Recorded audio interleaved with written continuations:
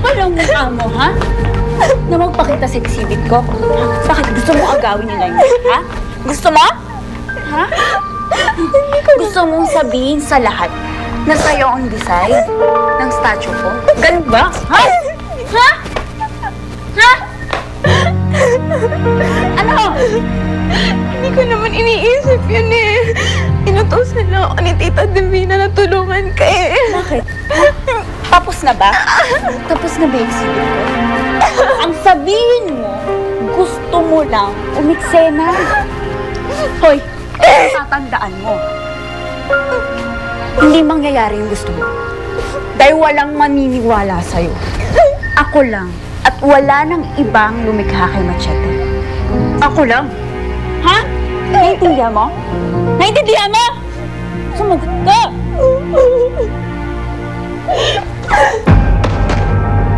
Hoy! Hindi pa kayo tapos dyan? Naghihintay na mga bisita. Sige, masusunod ako. Bilisan mo!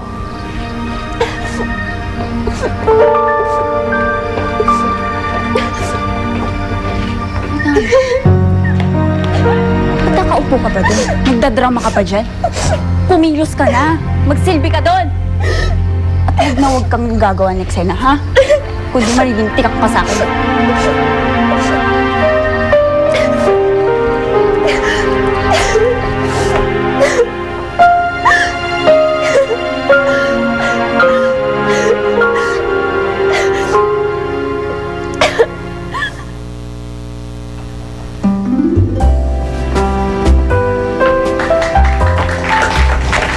Congratulations, Mali. It's your best work ever. I know. Your Machete creation is really a work of art. I envy your imagination. Thank you.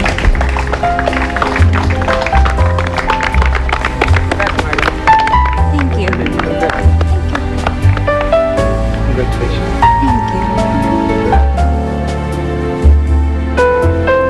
Akala mo, nakagaling niya. Ano? Kakainis. Kung alam lang nila, totoo. Candy, pabayaan mo na kaysa naman mapag-initan na naman tayo. Ang pabayaan. Hindi pwede yung ganun.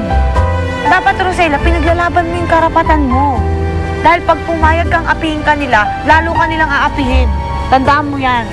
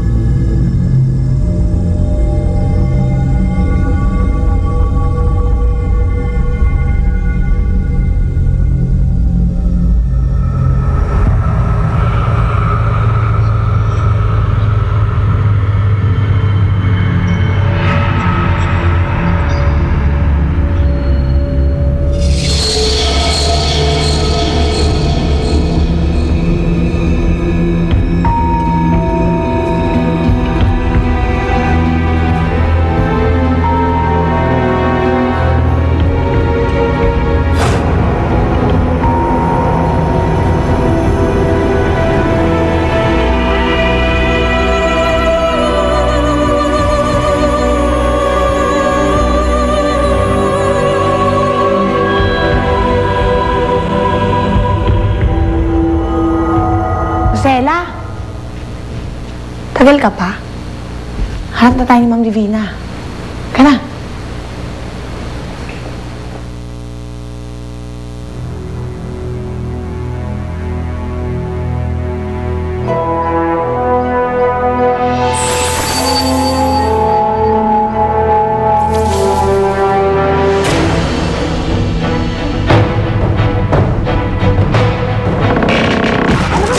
Sa kokote mo't nagpaloko ka sa Rosella na yan. Nandito lang, prinsesa kong maganda.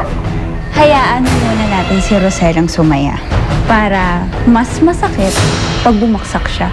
Bakit pinapaligawan mo sa kanang katulong mo? Tapos paaasahin ko. Kung pagbibigyan mo, pagbibigyan kita sa gusto mo, I will give you a chance. Siguro totoo yung kwento ni Inay. Siguro merong kaluluwang nakabilanggo sa loob mo na gustong kumawala.